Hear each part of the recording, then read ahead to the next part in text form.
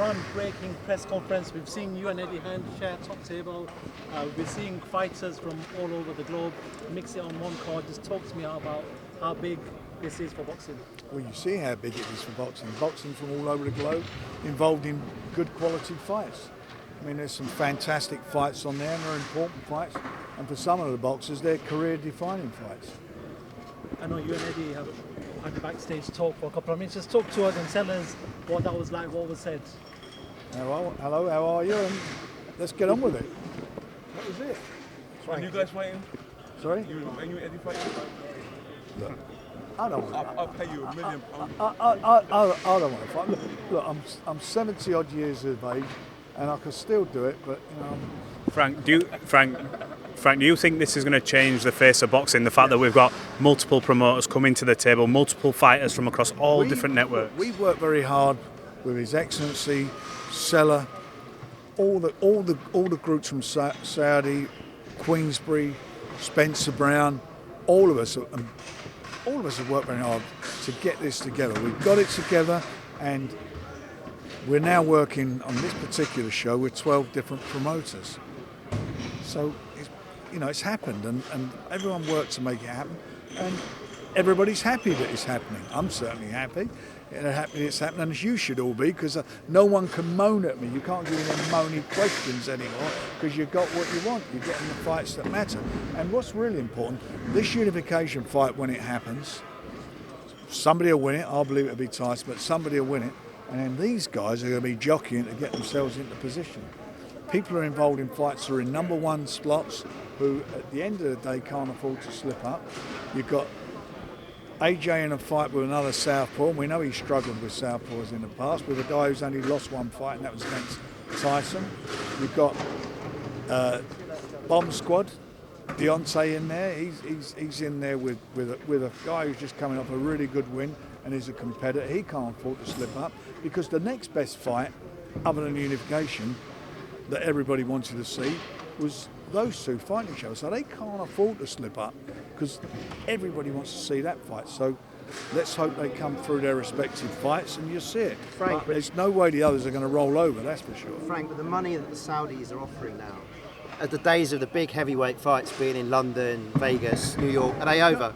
No, I don't think so. I think at the moment there'll be a lot of fights there. But let me tell you something. What you're going to get for the British fans, you're going to watch them at prime time. You're not going to be watching fights at 4 or 5 in the morning. You'll be watching these shows at prime time. So how can you complain about that? It's brilliant.